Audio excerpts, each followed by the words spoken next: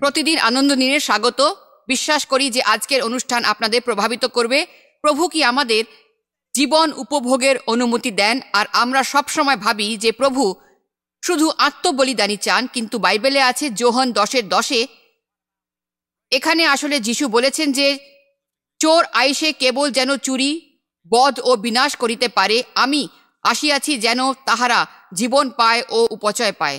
আজকের শিক্ষাদান উপভোগ করুন ও জীবন উপভোগের সিদ্ধান্ত নিন। আশা করি আপনাদের ভালো লাগবে। অবশ্যই আজকে শিক্ষাদান উপভোগ করুন আর জীবন উপভোগের সিদ্ধান্ত নিন আপনারা। প্রথমত আপনাকে সত্যটা শুনতে হবে। আমরা আজ সেটাই করছি। সত্য আমাদের মুক্ত করবে। প্রভুই হলেন এই জীবনকে উপভোগ করান। জীবন উপভোগ করার জন্য যদি কেউ জীবনকে উপভোগ না করতে চায় তাহলে কেউই এগিয়ে যেতে পারবে না। তাই আপনার জীবন উপভোগ করার জন্য আপনিও জীবনে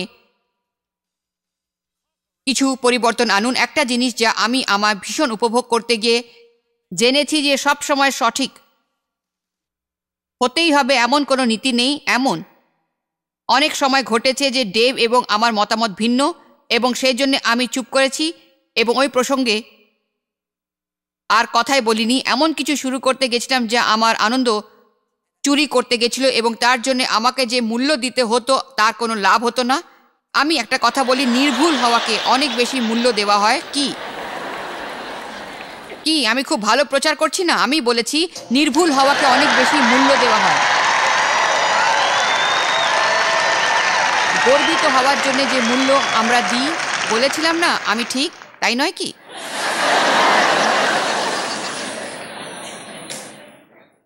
আমি আমার জীবনে আনন্দ চাই, তাই আমি শিখেছি যে জীবনে কিভাবে মানুষকে না বলতে হয়। আপনি সব কিছু কখনোই করতে পারবেন না যা সকলে আপনার থেকে চায়। তার মধ্যে অনেকেই এটা পছন্দ করবে না এবং তারা সকলেই আপনার ওপর ক্ষেপে যাবে। যদি আপনারা জীবন উপভোগ করতে চান তাহলে জীবনটাকে বাঁচতে শিখুন। জীবন মেপে চাপে চলে না, বহুদূর। যদি জীবনকে উপভোগ করতে আপনারা চান, আমি আপনাদের কিছু বলতে চাই যা খ্রিস্টের মণ্ডলীর জন্য ভীষণ গুরুত্বপূর্ণ। একটা গুরুত্বপূর্ণ কারণ হলো যে কারণ অনেক সময় মানুষ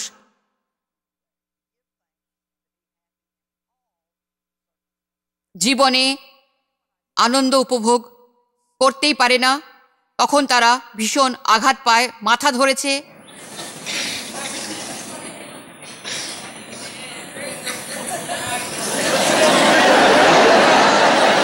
আজকে আপনি কেমন আছেন? ক্লান্ত। আমি খুব ক্লান্ত।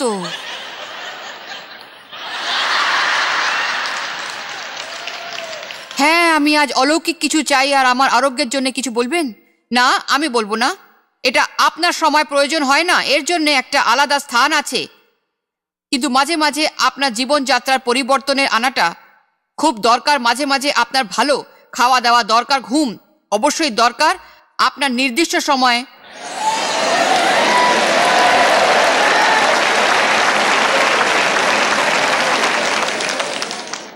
ঘুম দরকার। আমি আমার জীবনে অনেক বছর কাটিয়েছি এবং আমার শরীরের বিভিন্ন অঙ্গ প্রত্যঙ্গ আর আগের মতো কাজ করছে না। আমি দেখেছি যে এমন অনেক কাজ আছে যা আমি আগে করতাম কিন্তু এখন করতে পারি না।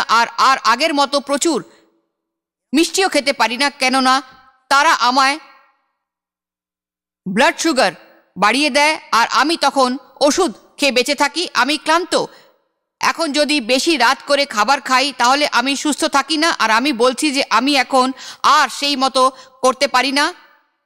এটা তেমনই যেমন রাতে ভালো করে না ঘুমোলে আমি ভালো থাকি না। মাঝে মাঝে আমি অনেক অনুষ্ঠানে যেতে পারি না, আর আমি অনেক সময় অনেকবার সাথে বসে থাকি যারা অনেক খাচ্ছে আর আমি অল্প খাচ্ছি। যদি আপনি আপনার জীবন উপভোগ করতে চান তবে সব সময় যে সবাই যা করছে আপনাকেও তা করতে হবে এর কোনো মানে নেই। আমি এটা আবিষ্কার করেছি যে আমি যদি অসুস্থ বোধ করি আমি আমার আনন্দ হারিয়ে ফেলি।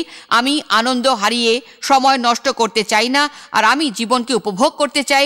যদি কিছু ভালো করার জন্য আমি পরিবর্তন আনতে চাই আমি আরও বেশি আনন্দ করব। আর আমি মনে করি যে আনন্দ হলো একটা বস্তু যা প্রত্যেকেই চায়, প্রত্যেকের প্রয়োজন, এবং এটা আমাদের জীবনের সবচেয়ে প্রয়োজনীয় জিনিস। আপনাকে বলতে হবে যে যদি আমি আমার জীবন উপভোগ না করি তবে আমি কিচ্ছু করছি না। কেউ কেউ আমাকে বলবেন, আচ্ছা আমি সুস্থ বোধ করছি না, কি ব্যাপার বলুন তো। কেউ হয়তো বলবেন, আমি এমন কারোর সাথে বাস করি যার সাথে মানিয়ে চলা যায় না, আর সেটা উচিত নয়। তা হলো আপনার আনন্দের পরিমাণ অন্য কেউ কখনো ঠিক করতে পারে না। আমি খুব জোর দিয়ে বলতে পারি যে তাদের সামনে আপনি খুশি থাকুন। এক এক সময় ডেভ এমন কিছু কাজ করে যাতে আমি প্রচণ্ড ক্ষেপে যাই, এবং আমি মুখের মতো উত্তর দিতাম, আমি বলছি এটা করতে হবে। একটা জিনিস যা আমাকে পুরো পরিবর্তন করেছে, সেই ভয়ঙ্কর সময় ডেভ খুব ভালো থাকতো এবং আমাকে তার খুশি চুরি করতে দিত না, অথচ সেই সময় আমি প্রচণ্ডভাবে অবসন্ন থাকতাম। অন্য কেউ এমন অবস্থায় থাকবে, তবে সে তার হয়ে ওই অবস্থার অন্য সকলকে টেনে জানতো। আমি কজনকে এটা বলতে পারি যে নিজে দুঃখিত হয়েও চারপাশের লোককে খুশি দেখতে পারে বলুন তো? কে সে আপনাকেও দুঃখী করবে? একটা যা আপনি তাদের জন্য করতে পারেন তা হলো আপনি স্থির থাকুন, আর যদি তারা এমন কিছু দিতে না পারে যা তাদের আছে, হালেলুয়া। কেউ কি এটা বুঝতে পারছেন? আপনাকে কিছু পরিবর্তন করতেই হবে।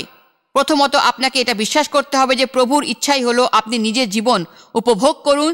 যখন জীবন উপভোগ করতেন না তখন আপনি কেমন ছিলেন বলুন তো? কেন আমি তোমার জীবন উপভোগ করি না? কিছুদিনেই আপনি বুঝতে পারবেন যে এটা এতই সহজ, যতটা আপনি সিদ্ধান্ত নিতে পারেন ততটাই সহজ। বুঝতে পারছেন আমার কথা? যেমন আজ ভাবছি আমি আমার বাড়ি পরিষ্কার করব, হ্যাঁ আমি ভাবছি আজ আমি বিলগুলো মেটাবো, আজ জামা কাপড় কাচবো। মাঝে মাঝে আপনি ভাবেন আজ আমি কি করব ভেবে পাচ্ছি না, এবং আমি বলি দিনটা ভালোভাবে উপভোগ করুন, মনোভাব পরিবর্তন করুন। আপনি সিদ্ধান্ত নিন যে আপনি উপভোগ করবেন। আপনারা কে কে এটা মনে করছেন? একটা সিদ্ধান্ত নিন। এটা আমাদের কোনো বিষয়ের প্রতি অভিব্যক্তি। এটাই হলো যা চলছে তার প্রতি আমাদের মনোভাব কি এবং আমাদের অভিব্যক্তি কি। দেখা যাক উপদেশের অধ্যায় 2 এবং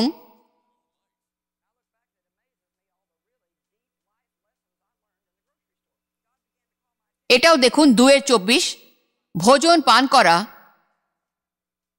এবং নিজ পরিশ্রমের মধ্যে প্রাণকে সুখভোগ করান ব্যতীত আর মঙ্গল মানুষের হয় না। ইহাও আমি দেখিলাম যে তাহা ঈশ্বরের হস্ত হইতে হয়। আমার চেয়ে কে বেশি ভোজন করতে পারেন অথবা আনন্দ উপভোগ করতে পারেন তাকে ছাড়া? মানে আসল কথা হলো তাকে ছাড়া। উপদেশক 4:7-8। এটা খুবই দুঃখজনক পরিস্থিতি। এই জিনিসটা অনেকের জীবনেই ঘটেছে জানি। তখন আমি ফিরিয়া সূর্যের নিচে অসারতা নিরীক্ষণ করিলাম। কোনো ব্যক্তি একা থাকে, তাহার দ্বিতীয় কেহ নাই, পুত্রও নাই, ভ্রাতাও নাই, তাহার চক্ষু ধনে তৃপ্ত হয় না। তবে আমি কাহার নিমিত্ত পরিশ্রম করিতেছি ও আপন প্রাণকে মঙ্গল হইতে বঞ্চিত করিতেছি, ইহাও আমার ও ভারী কষ্টজনক। কতজন অপেক্ষা করেছেন ভালো তাহাদের পরিশ্রম সুফল হয়। এখানে এটাই বলবো যে অনেক সমস্যা রয়েছে। প্রথমত, সে কখনোই সমস্যার বানাবার জন্য জীবনে বা কখনো সময় দেয়নি। আপনারা কি জানেন সেটা? আমি বলছি পৃথিবীর জন্যে জায়গার তুলনায় তাড়াহুড়ো করবেন না।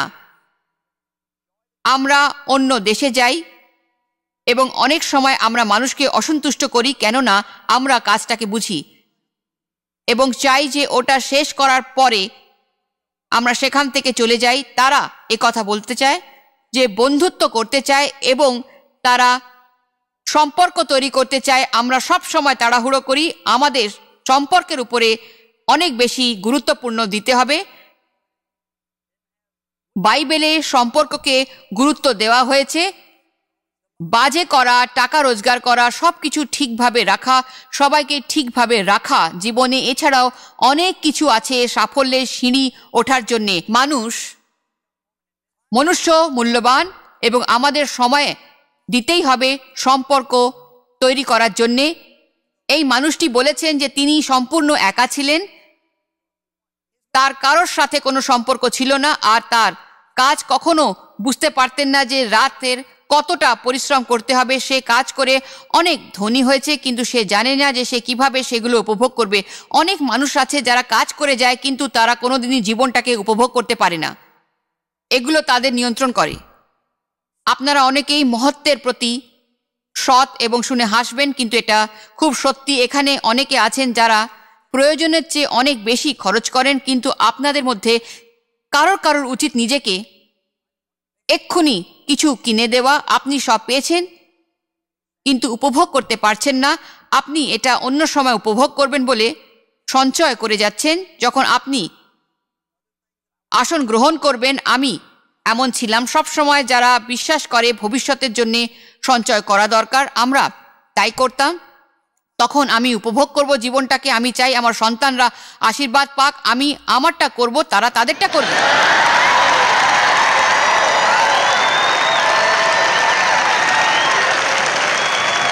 বাইবেলে বলেছে একজন সৎ মানুষের কর্মফল উত্তরাধিকারী সূত্রে তার সন্তানের সন্তানও পায়। আমি মনে করি যেটা আমি বলেছি তা ভালো এবং সঠিক, আমরা তাই করতে চাই। আমার ভবিষ্যতের সঞ্চয় করবার জন্য আমি এত ব্যস্ত হতে চাই না, যাতে আমি সম্পূর্ণ জীবনটাকে উপভোগ করতে পারি। আর এটাই আপনাদেরও করতে হবে। উপদেশ 5:18 আমি দেখিয়াছি ইহাই উত্তম ও মনোরঞ্জক, ঈশ্বর মনুষ্যকে যে কয়েকদিন পরমায়ু দেন, সেই সমস্ত দিন সে চান সূর্যের নিচে আপনার কর্তব্য, সম্পর্ক, পরিশ্রমের মধ্যে ভোজন পান। বলেছেন অনেকেই ভালো ভাবি,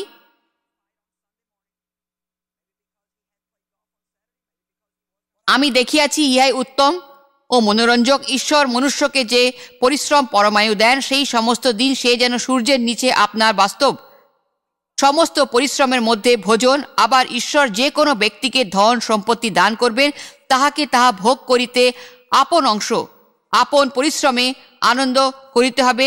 আপনারা শুনুন, কেউ কেউ আপনারা এটা আবার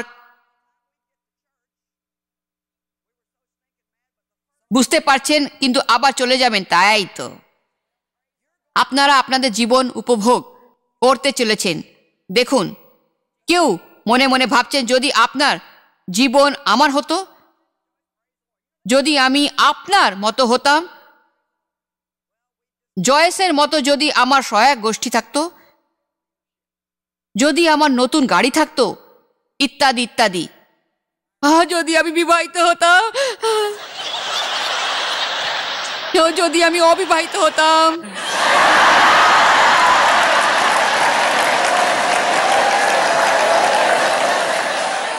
যদি আমার সন্তান থাকতো, যদি বাচ্চারা নিজেরাই বড় হয়ে চলে যেত।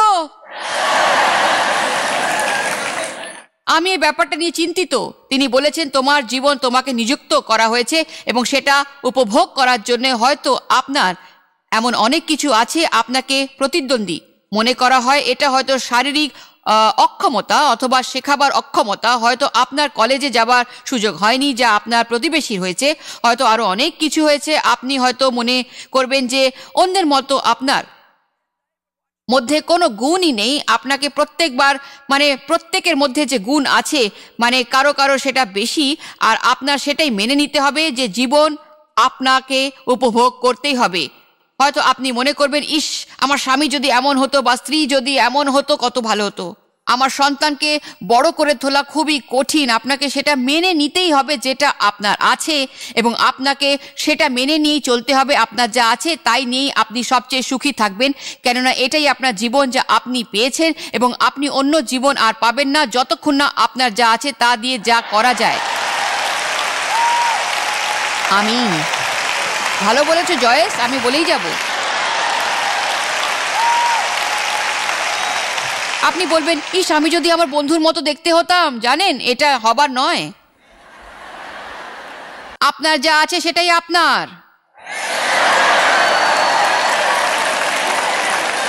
যেটা আমি করি, আমি আমার বন্ধুদের কথা বলছি, ডন এবং শ্যারনের কথা। ডেভ এবং আমি অনেক জিনিস ওদের সঙ্গে করি, ঘুরে বেড়াই।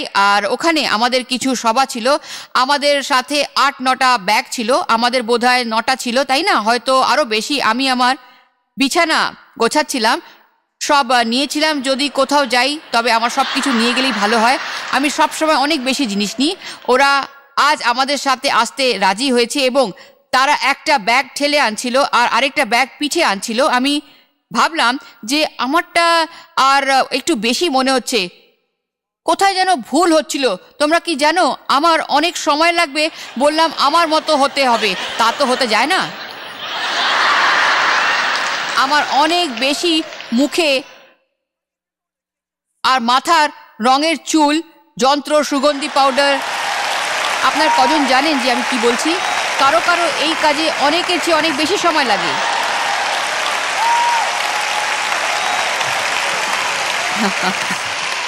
জানেন, ওর চুল এমনিতেও সুন্দর, ঘন এবং আঁচড়ানো, আর তার জন্য তার কিছুই করতে হয় না। আমি বলতে চাই যে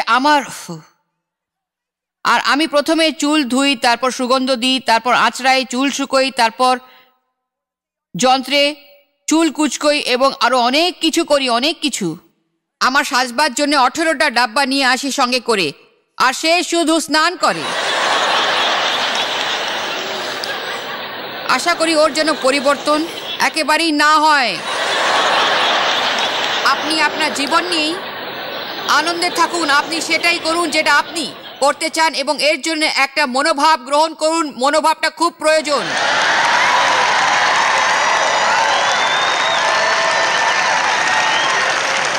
আমিন। হিতোপদেশ 17 বলছে, সানন্দ হৃদয় স্বাস্থ্যজনক। নেহমীয় বলেছে, প্রভুর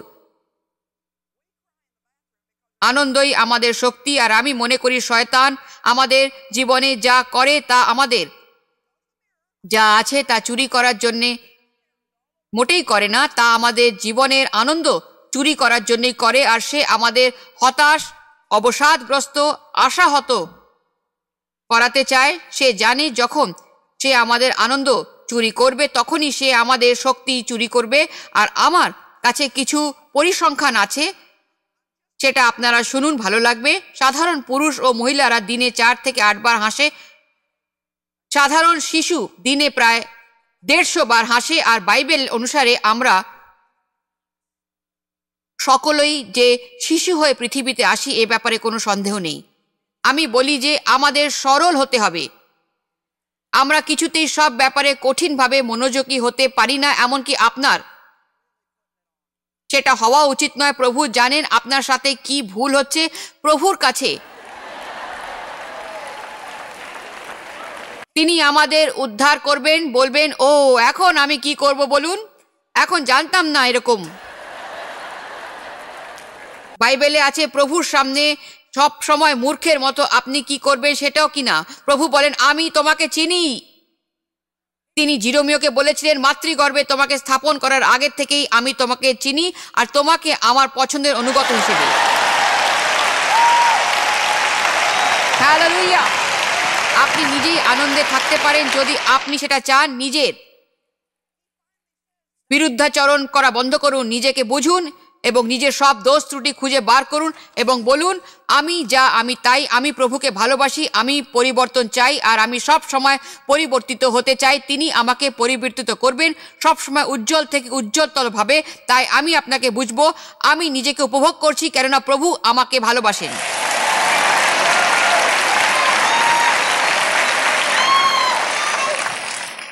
হাসি সব সময় ভালো ওষুধ, কেননা এটাই আমাদের শরীরের এনার্জি বাড়ায়, এটা আমাদের দেহের যন্ত্রণা মুক্ত করে ও আমাদের আরো ভালোভাবে থাকতে সাহায্য করে। আমার মনে আছে এক রাতে আমি খুব মাথার যন্ত্রণায় কষ্ট পাচ্ছিলাম।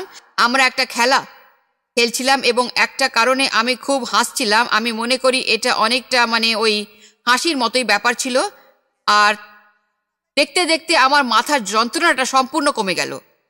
যখন আপনি হাসবেন তখন আপনাদের দেহ থেকে রাসায়নিক পদার্থ মুক্ত হবে যা যন্ত্রণা উপশম করে। হাসি আপনার শক্তি বাড়াবে এবং হতাশা মুক্ত করবে। এটা উত্তেজনা, দুশ্চিন্তা এবং রাগ, ভয়, লজ্জা এবং অপরাধ বোধ মুক্ত করে এবং এটা মানুষের মনোভাব সম্পূর্ণ পরিবর্তন করবে। যেমন ধরুন, মালিশ, প্রাণ খুলে হাসা আপনার দেহের অঙ্গ প্রত্যঙ্গকে সক্রিয় রাখতে সাহায্য করে। এটা দারুণ ব্যাপার। হাসি আপনার প্রতিরোধ ক্ষমতা বাড়িয়ে দেয়। এটা আপনার অনেক কিছুকে বৃদ্ধি করে। এটা ভাইরাস ইত্যাদি রোগ জীবাণু থেকে আমাদের সবাইকে রক্ষা করে। আর এটা একটা অভ্যন্তরীণ ব্যায়াম যেটা সবার করা উচিত। আপনি অনেক বেশি অক্সিজেন গ্রহণ করবেন যখন আপনি হাসবেন। হাসি ও রক্ত চলাচল সংযম রাখে, ঠিক শরীর চর্চার মতো। আমি মনে করি এটা খুব আশ্চর্যের বিষয়, তাই নয় কি? আচ্ছা, আমি একটা মজার কথা বলবো, আপনারা শুনুন, আনন্দ পাবেন। আজকে মণ্ডলীর সবাইকে আমার সঙ্গে পেলাম।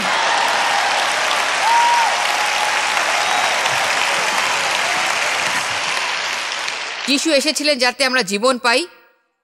আপনার যত বয়স হবে আপনার মেদ কমবে, আর তখন মেদই হবে আপনার প্রিয় বন্ধু একেবারে।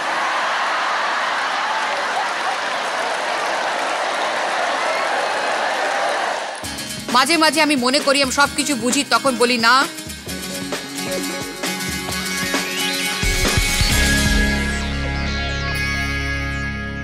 আজ বলছি জীবন উপভোগ করার কথা, আর জানি যে আপনারা অনেকেই তা করছেন না। আর আমার জীবনেও একটা সমস্যা ছিল, যখন জীবনটা উপভোগ করতাম না। আমি দায়িত্বশীল ছিলাম, পরিশ্রমী ছিলাম, কর্তব্য পালন করতাম, কিন্তু জানতাম না কিভাবে তা উপভোগ করতে হয়। নিজেকে আমি দোষী ভাবতাম আনন্দ করতে গেলেই, কারণ এমন পরিবেশে আমি বড় হয়েছি। আপনাদের জন্যে আজ আমি প্রার্থনা করতে চাই যে জীবনে যা ঘটার দরকার প্রভু তা করবেন। আপনি জীবন উপভোগ করার সিদ্ধান্ত নেবেন। এবার আমার সঙ্গে প্রার্থনা করুন। হে পিতা, যিশুর নামে আমার সব দর্শকদের জন্য প্রার্থনা করি।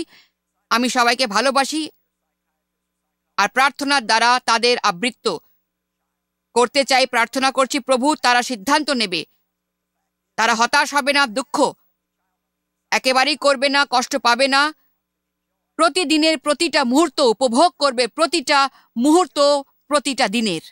তাদের সাহায্য করুন যাতে তারা এমন কিছু করার চেষ্টা না করে যা তাদের ক্ষমতার বাইরে, সেই নিয়ে দুশ্চিন্তা যেন একেবারেই না করে এবং নিজের থেকে প্রতিটি দিন উপভোগ করবে। আমিন। আপনাদের মঙ্গল হোক।